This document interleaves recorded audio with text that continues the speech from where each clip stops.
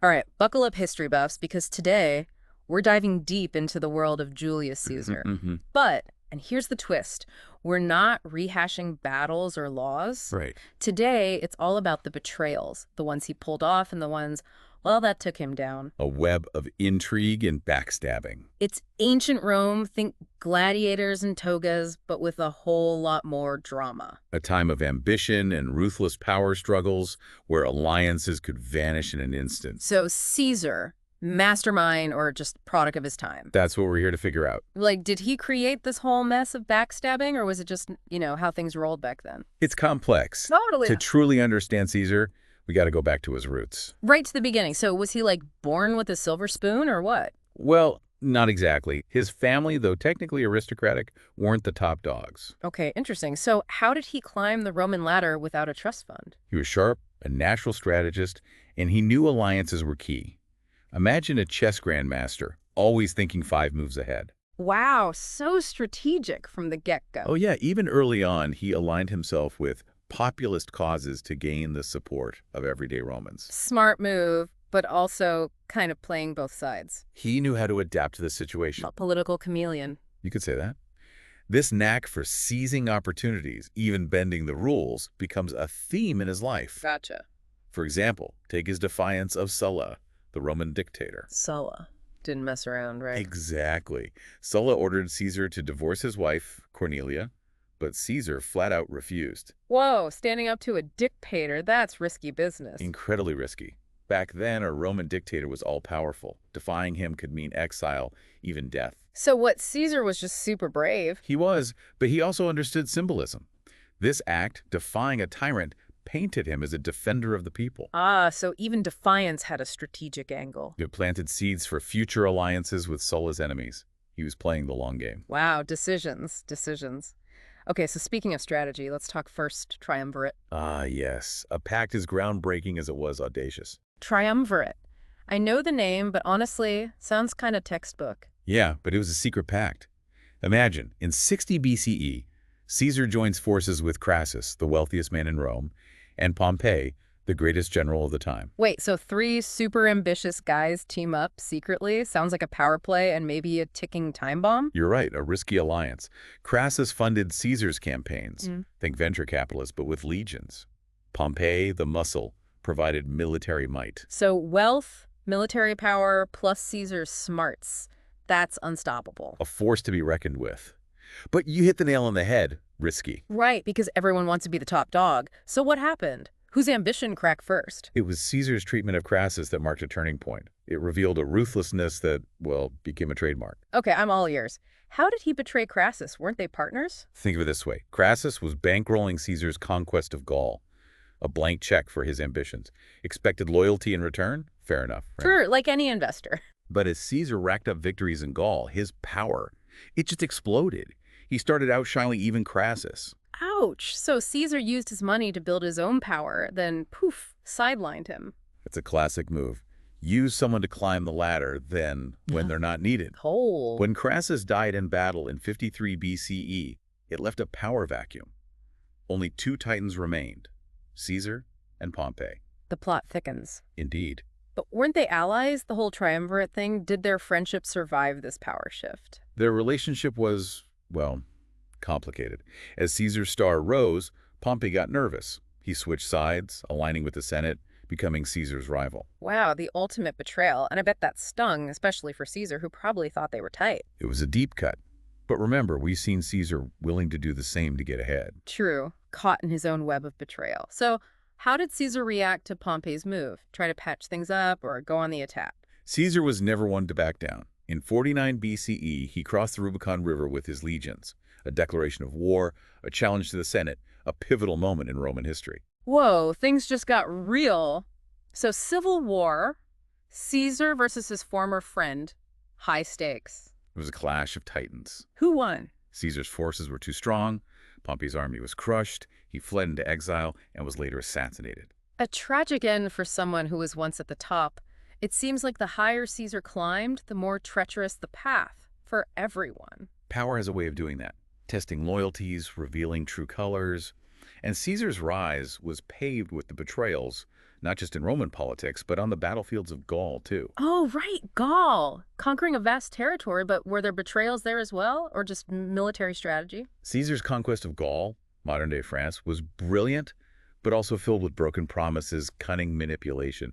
He'd often betray Gallic tribes, turning them against each other, breaking oaths. Ruthless. Any specific example? I'm trying to wrap my head around how he justified betraying those who trusted him.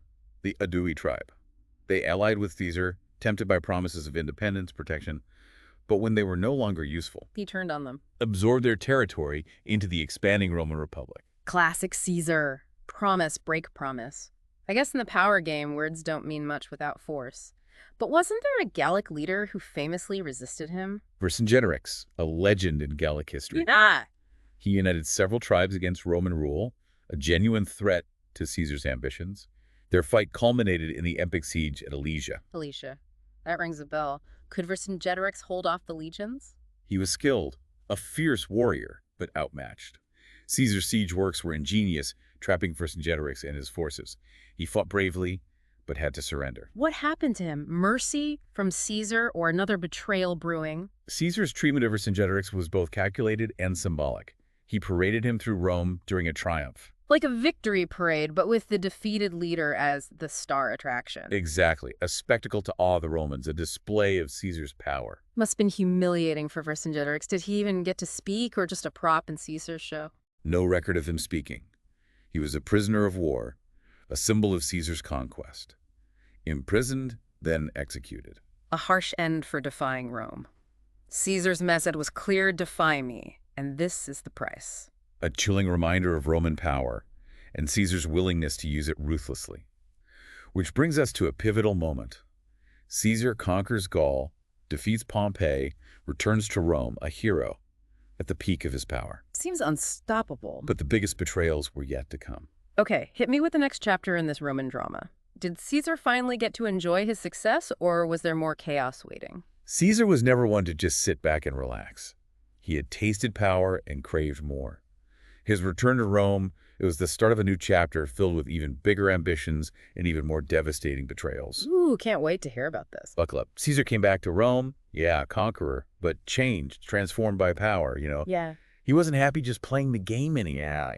He wanted to, rewrite the whole rule book. So what did he do? Just stroll into the Senate and say, all right, everyone, I'm calling the shots now? Well, not exactly a coup, but close. No. He declared himself dictator perpetuo, dictator for life. Whoa, hold on. Dictator for life. That's a big jump.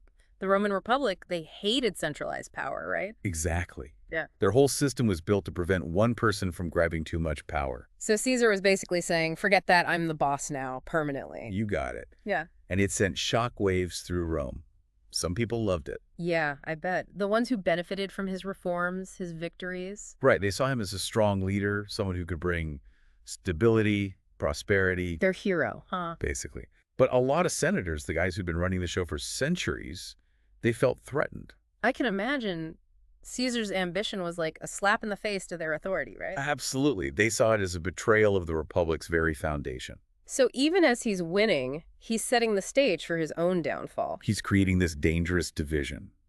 The people versus the elite, his supporters against those who see him as a tyrant. It's almost like he couldn't see the forest for the trees, so focused on power that he missed the warning signs. Power can do that to you. It can warp your perception, make you feel invincible. Right, like all those victories, the political maneuvering, maybe it went to his head a bit. Maybe. He underestimated the growing opposition in the Senate. So he was, in a way, betraying the very system that had allowed him to rise. You could say that. Breaking the unwritten rules of the game, and some people wanted him to pay the price. Which leads us to, well, the conspiracy to assassinate him. So was it just a few grumpy senators, or a bigger plot?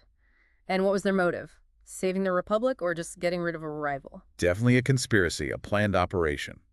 A group of senators convinced that Caesar had become a tyrant and that killing him was the only way to save Rome. Wow. Okay, so who was behind it? Leading the charge were Gaius Cassius Longinus and the most famous one, Marcus Junius Brutus. Hold on, Brutus. But he was like Caesar's best friend, right? Almost family. That's right. To think he'd be involved in a murder plot. It's like something out of Shakespeare. What would make someone that close to Caesar turn against him so violently? It's a question that has puzzled historians for ages. Yeah. Brutus was known for his integrity, his Yeah. commitment to the Republic. Right. Maybe he truly believed that Caesar had to go to save Rome. Mm. Of course, there were probably other things at play too, rivalry, grudges, maybe even envy. Yeah, hard to say. But Brutus being in the plot, it adds this whole other layer of tragedy and complexity. The ultimate betrayal, stabbed in the back by someone he trusted completely. Man, that's heavy stuff. Imagine finding out your closest friend is plotting to kill you. It really shows how dangerous the game of power can be. It does. And it all led to one of the most famous events in history, Yeah. the assassination of Julius Caesar on the Ides of March. The Ides of March. Okay. That phrase always sends chills down my spine. But I gotta ask, for those of us who aren't Roman history experts, what exactly were the Ides of March? It sounds ominous, right? Tot- But it was just the 15th of March in the Roman calendar. Okay. But that particular date, it became a symbol of betrayal and violence because that's when the conspirators chose to strike. So, set the scene for me. What happened on that fateful day? Picture the theater of Pompeii, a grand building bustling with activity. Hmm. Caesar's there for a Senate meeting, Hmm. surrounded by people he thinks are his colleagues. Right. But hidden among them are the conspirators, daggers under their togas, faces full of deceit. Man, just thinking about it gives me goosebumps. Must have been a crazy, terrifying scene. As Caesar walks in, the conspirators close in on him, Oh, wow. daggers flashing. Imagine the terror, realizing you're trapped, betrayed by the people you trusted. I can't even imagine. Some say he tried to fight back, but he was outnumbered. Brutal. And then, the story goes, he sees Brutus among his attackers, No way. the man he loved like a son, the man he thought was loyal. Awful. And as Brutus raises his dagger, Caesar utters those famous words, Et tu, Brute. You too, Brutus. A line that speaks volumes about the shock, the pain, the shattered trust of that moment. It's a line that's become a symbol of betrayal, passed down through history. Makes you wonder, did Brutus hesitate? Feel any regret as he stabbed Caesar? We'll never know for sure. We won't. It really makes you think about the complicated reasons people do the things they do, especially in a situation like that. For sure. Caesar's death was brutal. Ancient sources say he was stabbed 23 times. 23 times. That's intense. It was a frenzy, a statement against the man who dared to challenge the Republic itself. Yeah, more than just a political move, it felt personal, like revenge. Definitely. And after this shocking event, the big question remained. What would happen to Rome? Would Caesar's death actually save the Republic, like the assassins hoped, or would it make things even worse? The conspirators gambled everything on the idea that killing Caesar would restore balance, bring back the old ways. But did it work? Did they get what they wanted, or did they just unleash a whole new wave of chaos and violence? Well, the conspirators, they thought they were heroes, saving the Republic. Right, like Caesar's death would magically fix everything. Back to the good old days. But history, well, it doesn't always play by the rules. Yeah, it's almost like by trying to stop him from becoming a tyrant, they actually made things worse. It's a bit ironic, isn't it? Totally. They opened the door for, well, the end of the Republic. And the rise of the empire. Exactly. Caesar's death didn't stop ambition, it just fueled it. Right. And then his heir, Octavian, steps in. Becomes Augustus, the first Roman emperor. It's like no matter how carefully you plan, there are always consequences you don't see coming. Do you think Caesar could have done anything differently, to avoid all this? That's the big question, isn't it? Historians have been debating that for centuries. Yeah, like what if he hadn't been so obsessed with power? What if he'd focused on building consensus, on making the Senate feel less threatened? So less I'm in charge and more let's work together. Exactly. Maybe if he'd recognized how much resentment was brewing, he could have eased up a bit. But the Senate was also jealous of his popularity with the people, right? Oh, absolutely. Caesar had this incredible connection with the masses. He understood them. Which made him a threat to the elite. Exactly. So he was in a tough spot. Like a no-win situation. Back down and look weak or push ahead and make enemies. It's a timeless problem, isn't it? How to hold on to power without turning into a tyrant. How to balance the needs of everyone. Tough questions. Questions that leaders have struggled with throughout history. And Caesar's story, it's a cautionary tale. A reminder that the chase for power can be dangerous. Full of betrayal, often ending in tragedy. If only Caesar had been a little more self-aware, maybe he could have navigated it all better. His ambition, his belief in his own destiny, it was both his strength and his weakness. Like a classic Greek tragedy. The hero's flaw leads to his downfall. Exactly. It's a story that's still relevant today, Hmm. you know? It reminds us that even the most powerful people, they're still subject to fate and to the consequences of their own choices. So after all this, what's the takeaway from Caesar's web of betrayals? I think there are a few things to learn from his life. First, ambition is powerful, but it can be destructive. Like that saying, power corrupts. Exactly. Caesar's story shows us what can happen when ambition runs wild. We need to balance our own ambitions with wisdom, humility, compassion. Yeah, it's not all about getting to the top, no matter the cost. Right.